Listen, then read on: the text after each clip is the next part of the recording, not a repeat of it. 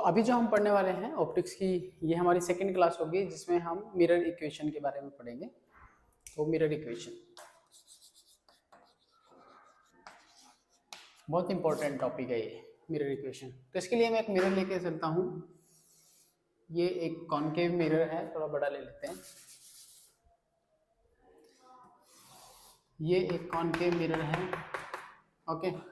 और इसमें से इसके सेंटर ऑफ कर्वेचर से पोल के बीच के मध्य से एक रेखा गुजारते हैं, that is principal axis.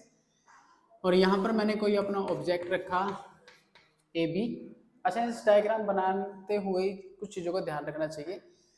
Number एक जो हमने रूल पढ़ रखा है वो ये है कि जब भी कोई रे प्रिंसिपल एक्सिस के पैरेलल जाएगी तो वो हमेशा फोकस से गुजरेगी, तो ये इसका फोकस होगा।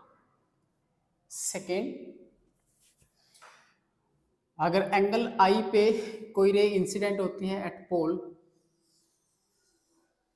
यहाँ पे ये एंगल आई है, तो इसी एंगल पे ये एंगल आर पे रिफ्लेक्ट हो जाएगी, that is angle of incidence, angle of R. यहाँ पे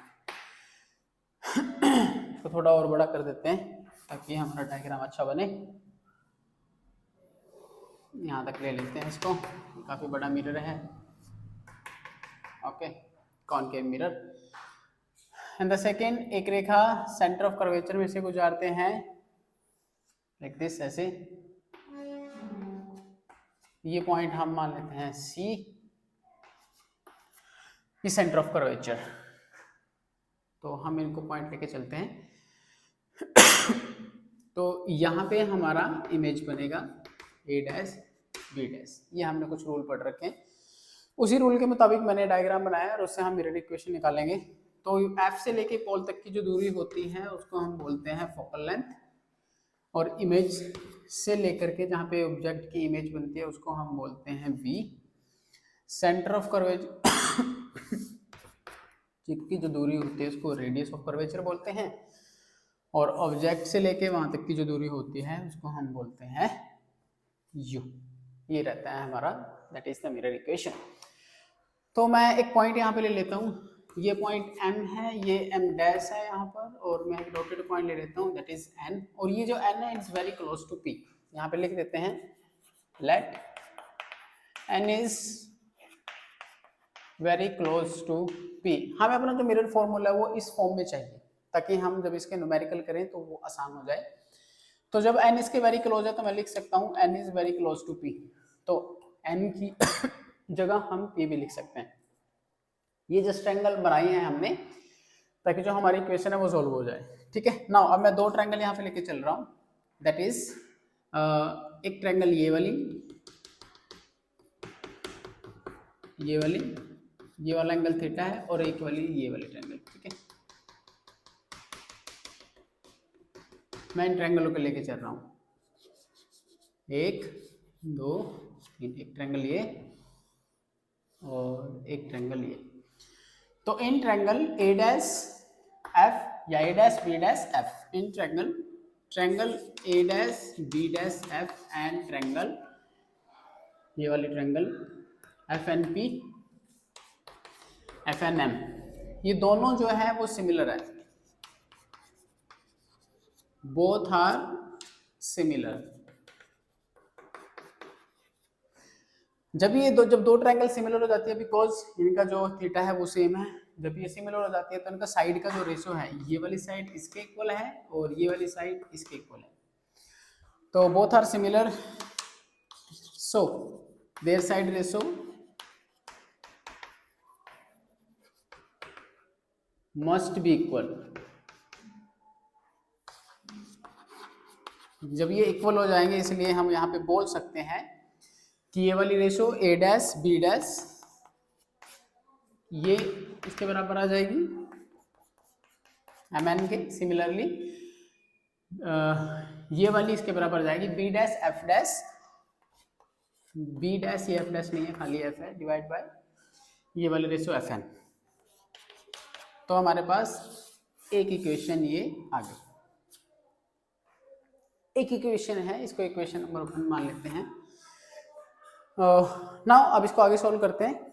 अब मैं ये वाली ट्रायंगल कंसीडर करके चलता हूँ, ये वाली, एक ये, एक ये, एक ये, और एक ये, एक ये दो ट्रायंगल के, ये जैसे हमने ये वाली कंसीडर की थी एंगल थीटा, ये एंगल थीटा है, ठीक है। तो इस केस में भी इनके साइड का रेशो क्या होगा, वो इक्वल होगा। तो मैंने लिख दिया triangle A dash B dash C and A B C, ये बोथ आर सिमिलर है, सिमिलर है तो इनके साइड का रेशो बराबर होगा। साइड के रेशो का मतलब ये होता है ये वाली साइड इसके बराबर और ये वाली साइड इसके बराबर। तो लिख देते हैं इसको, A dash B dash is equal to A dash B dash is equal to A B, इसके बराबर, इसको उधर ले जाएंगे तो बराबर आ जाएगा। Similarly B dash C is equal to B C, equation number second. तो दो इक्वेशन आ गई, इक्वेशन नंबर 1, इक्वेशन नंबर 2। तो यहां से हम, अगर मैं देखूं जो मेरा ये ए बी है, ये वाला ए बी, ये ए बी लगभग एम एन के बराबर है, तो इस ए बी को मैं रिप्लेस कर सकता हूं we know A B is equal to M N, therefore A dash B, इसको एम एन से रिप्लेस कर दो, B dash C upon K, equation number 3। तो equation number 1 and equation number 3 में अगर हम देखें, जो इसकी लेफ्ट हैंड साइड है ए डैश बी एम एन ये दोनों सेम है। अगर लेफ्ट हैंड साइड सेम है तो इसका मतलब क्या है, इसकी राइट हैंड साइड भी इक्वल होगी। अब हम इस फॉर्मूले को इस फॉर्म में कन्वर्ट करते हैं। तो इस फॉर्म में कैसे कन्वर्ट करेंगे, तो मैं इसको रिप्लेस कर देता हूँ, ये जो कुछ वैल्यूज हैं हम इसको रिप्लेस करेंगे। लेट्स ओके, अगर इसकी लेफ्ट हैंड साइड इक्वल है तो राइट हैंड साइड भी क्या होगी, इक्वल होगी, B dash C upon K B C. Okay, equation number 1 से लिखते हैं, B dash F upon K F N, ये वाली right hand side is equal to this B dash C upon K. अच्छा, ये हम लिख सकते हैं कि as mention in equation 1 and 3 left hand side is equal, therefore right hand side भी इक्वल। जब ये राइट हैंड इक्वल हो जाएगी तो हम इसको ऐसे कन्वर्ट कर देंगे। जब हम इसको ऐसे कन्वर्ट कर देंगे, अब हम इसको रिप्लेस करते हैं। मुझे इसकी वैल्यू इस फॉर्म में चाहिए, तो मैं बी डैश एफ, मतलब ये रहा बी डैश एफ, मुझे सिर्फ ये वाली वैल्यू चाहिए। तो मैं ये कैसे निकाल सकता हूँ, मुझे सिर्फ ये वाली वैल्यू चाहिए, ये वाली। तो इसको मैं क्या करूँगा, इस पूरी रेखा में से अगर मैं ये वाली रेखा घटा दूँ, मतलब बीपी में से अगर एफ पी घटा दे तो मेरे पास बी एफ बचेगा खाली। तो मैं इसको लिख सकता हूँ, बीपी में से ये बी डैश है, में से आप पी एफ घटा दो, पी एफ या एफ पी बात एक है, divide by F N is equal to, अब मुझे ये चाहिए बी डैश सी, ये रहा इसकी वैल्यू बी डैश सी, मतलब ये जो पूरी लाइन है यहाँ तक की, इसमें से अगर इतना डिस्टेंस निकाल दें तो ये वाला डिस्टेंस बचेगा। मतलब CP में से अगर बी डैश पी निकाल दें तो मेरे पास ये बचेगा। सिमिलरली BC, ये वाला डिस्टेंस भी मैं निकाल सकता हूँ। ये डिस्टेंस हम क्यों निकाल रहे हैं, क्योंकि मुझे फॉर्मूला अपना जो मिरर फॉर्मूला वो इस फॉर्म में चाहिए, तो मुझे ये BC निकालना। तो मतलब अब ये पूरी लाइन है, पूरी लाइन ये वाली, तो मैं क्या करूँगा, इस पूरी BP में से यहाँ तक का डिस्टेंस निकाल दो तो मेरे पास ये बच जाएगा, मतलब BP माइनस CP, ये वाली, ये डिस्टेंस आ जाएगा। तो अब क्या करते हैं, अभी भी ये फॉर्मूला नहीं बना तो हम इसको क्रॉस मल्टीप्लाई करा देते हैं, इसको इधर इसको इधर, चलो मल्टीप्लाई कराते हैं। तो ये बन जाएगा BP into B dash P minus BP into P F, इसकी इस पूरी इक्वेशन के साथ, इसकी इस पूरी इक्वेशन के साथ, माइनस ये पी एफ है, ये डॉट है बीच में, similarly minus CP dot B dash P, इसी प्रकार माइनस माइनस प्लस ये वाला CP इसके साथ PF, ये सॉल्व हो कितना आ जाएगा, इक्वल टू, अब इक्वल टू का निशान है, ये वाली इक्वेशन सॉल्व करते हैं। इसकी मैंने इससे मल्टीप्लाई करा दी तो यार, अब इसको मल्टीप्लाई कराते हैं, CP डॉट FN, फिर अब इसके साथ minus B dash P dot FN, ये इसके साथ मल्टीप्लाई हो गए, ये दोनों एक दूसरे के साथ मल्टीप्लाई हो गए। अब इनकी वैल्यू को पुट करते हैं बीपी, ये रहा बीपी, इसको हम बोलते हैं यू,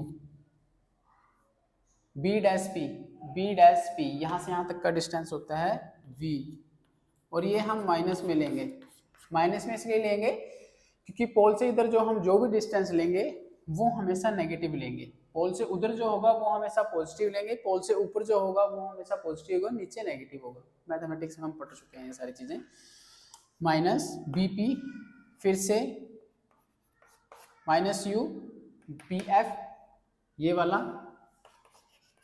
माइनस एफ, सिमिलरली ये हो गया, इसकी जगह ये आ गया, इसकी जगह ये आ गया, माइनस सी पी, ये वाला distance minus R B dash, ये वाला डिस्टेंस इमेज डिस्टेंस, उसके बाद ये हो गया प्लस, ऑफ कर देते हैं, सी पी रेडियस,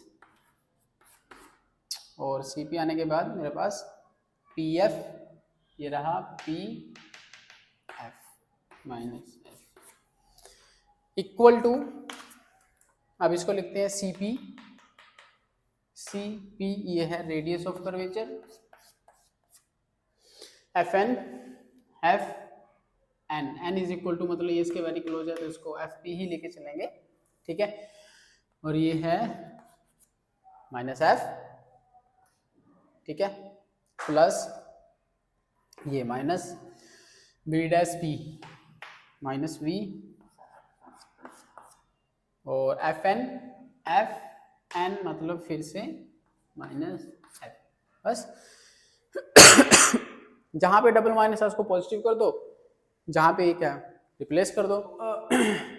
अब इसको जब मैंने सॉल्व किया तो मेरे पास इतना रिलेशन आ गया ये वाला, ठीक है, अभी भी लेकिन ये हमारा एग्जैक्ट फॉर्मूला नहीं बना है, तो मैं इस इक्वेशन को, इक्वेशन नंबर 4 यहाँ लिखेंगे, divide equation 4 by U V F, हम इसको यू वी एफ से डिवाइड कर देंगे ताकि हमारे पास जो रिलेशन आए वो अच्छा सा रिलेशन आए, यू वी अपॉन के you V F minus F you upon के यू वी एफ, इससे डिवाइड करना है एफ वी अपॉन के यू वी एफ, ओके, इससे से कट गया, एफ यू से एफ यू कट गया, एफ वी से एफ वी कट गया, तो मेरे पास बचा 1 upon K F minus 1 upon के वी माइनस 1 अपॉन के यू इज इक्वल टू 0। जब इसको सोल्व करोगे तो मेरे पास ये आ जाएगा 1 upon K F is equal to 1 by V plus 1 by U. This is the exact mirror equation. ये हमारी मिरर इक्वेशन है जो इसको सोल्व करने के बाद आया, और इस मिरर इक्वेशन के ऊपर बहुत सारे सवाल पूछे जाते हैं जो हम नेक्स्ट वीडियो में करेंगे, ओके। तो ये मिरर इक्वेशन, तो अब इसी में नेक्स्ट एक ही मिरर इक्वेशन एक हमने पढ़ ली, अब मैग्निफिकेशन।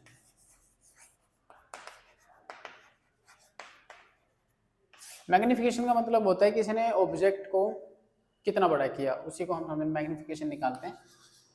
जो मैग्निफिकेशन होता है size of the image divide by the size of the object, ये वाला बेसिकली सही रहता है, size of the image and size of the object. Image का मतलब यहाँ पे ये कि आपका ऑब्जेक्ट का साइज क्या है, ओके, ऑब्जेक्ट का साइज है एच आई, ये वाला यहाँ तक हाइट, डिवाइड बाय जो इमेज बनी फाइनल वो है एच ओ ऑब्जेक्ट की। एक तो ये है, लेकिन यही इक्वेशन अगर मैं ट्रायंगल लूं, in triangle A B P and triangle A dash B पढ़ेंगे वो इमेज फॉर्मेशन, हम सिर्फ कॉनकेव मिरर के लेके चलेंगे अभी। तो इसमें कुछ केस बनते हैं, लगभग 6 केस हमें पढ़ने हैं।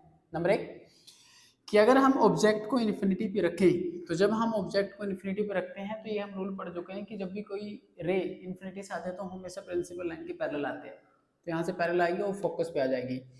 तो जब भी कोई ऑब्जेक्ट इन्फिनिटी पे होगा, इमेज उसकी रियल बनेगी और इमेज का जो साइज होगा वो पॉइंट साइज होगा, पॉइंट साइज। जैसे सूरज की किरणों से हम लेंस को एक पॉइंट पे इकट्ठा कर देते हैं, तो ये फर्स्ट केस है। जब इन्फिनिटी पे होगा तो इमेज रियल और पॉइंट साइज होगा। सेकंड केस, जब हमारा इमेज, जब हमारा ऑब्जेक्ट जो है वो सी के नज़दीक आ जाए, मतलब बिटवीन इन्फिनिटी और सी के बीच में रहे।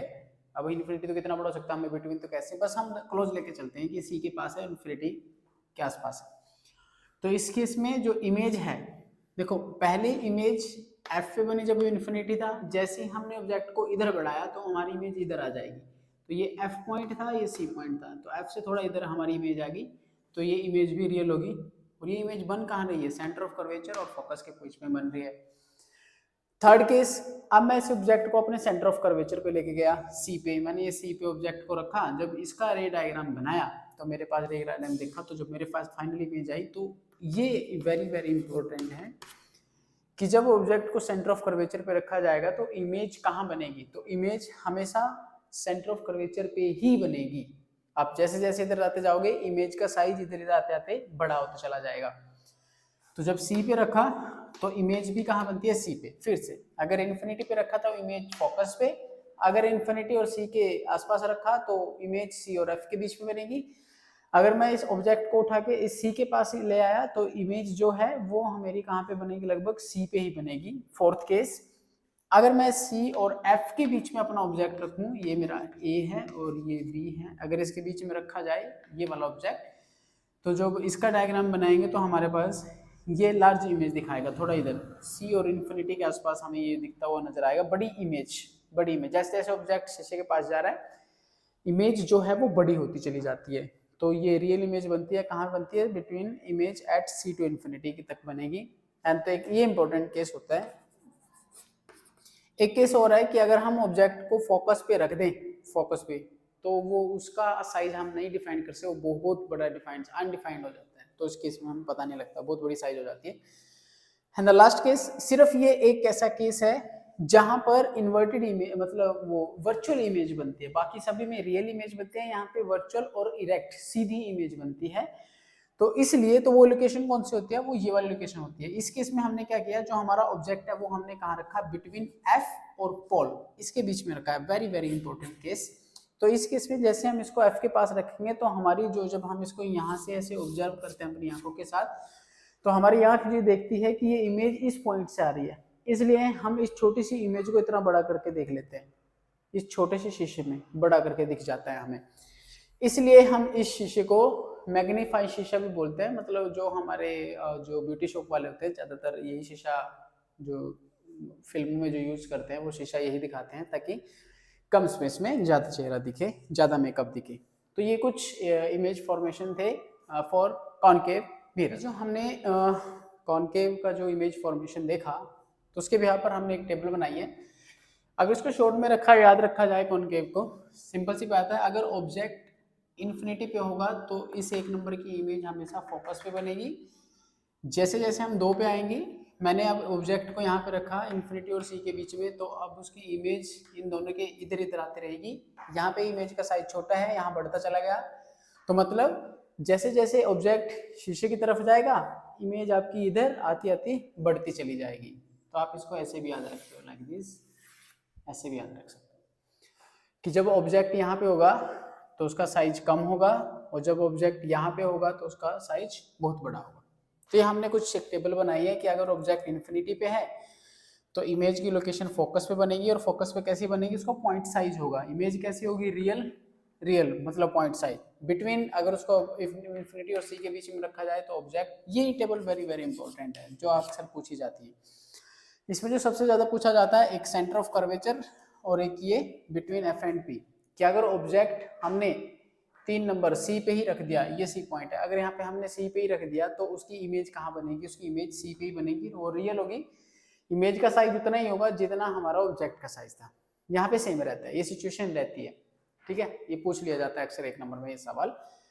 एंड लास्ट, अगर ऑब्जेक्ट हमारा एफ और पी के बीच में रखा है तो वो वर्चुअल इमेज बनाता है, वर्चुअल एंड इरेक्ट, और वो शीशे के पीछे भी बनाता है, बिहाइंड द मिरर। ये मैंने लिख भी रखा है, इमेज अगर यहाँ पे है ऑब्जेक्ट तो behind the mirror large virtual. तो ये टेबल बहुत इंपॉर्टेंट है। तो ये इमेज फॉर्मेशन था फॉर कॉनकेव मिरर।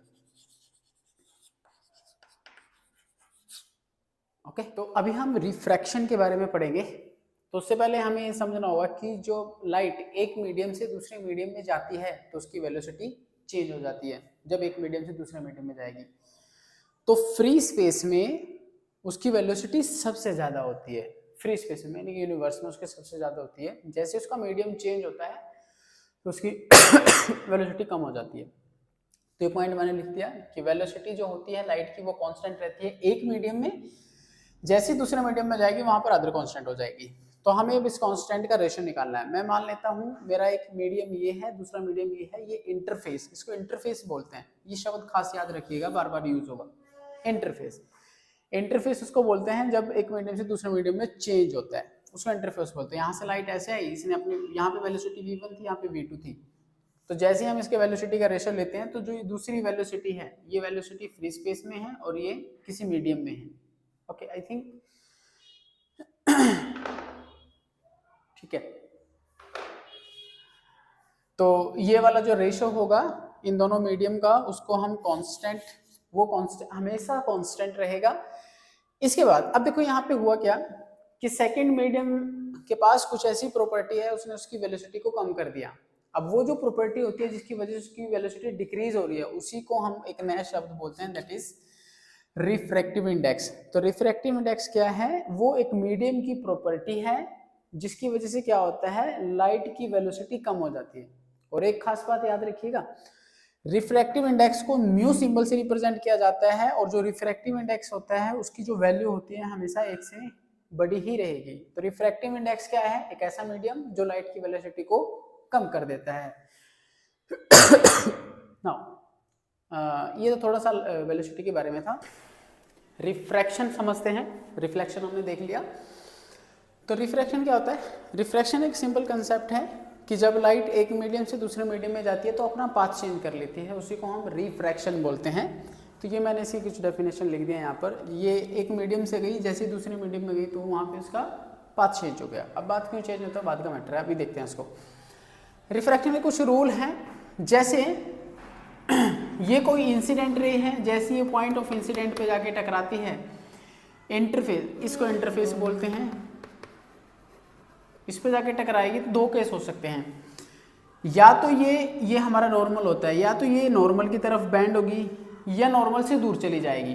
तो याद रखिएगा, अगर हमारी रे नॉर्मल टुवर्ड दी नॉर्मल आ रही है, तो इसका मतलब सेकंड मीडियम कैसा मीडियम होगा, वो डेंसर मीडियम होगा। सेकंड मीडियम डेंसर मीडियम होगा। तो हम लिख सकते हैं, तो अगर सेकंड मीडियम डेंसर है तो ये वाला मीडियम रेयर होगा। तो ये एक शॉर्ट फॉर्म में आप इसको ऐसे लिख सकते हो, if ray bend toward normal then medium 2 is denser. तो दूसरा मीडियम डेंसर होगा। अगर ये नॉर्मल से दूर जा रही है, अवे फ्रॉम द नॉर्मल से दूर जा रही है, तो उस केस में जो सेकंड मीडियम होगा वो रेयर होगा। If band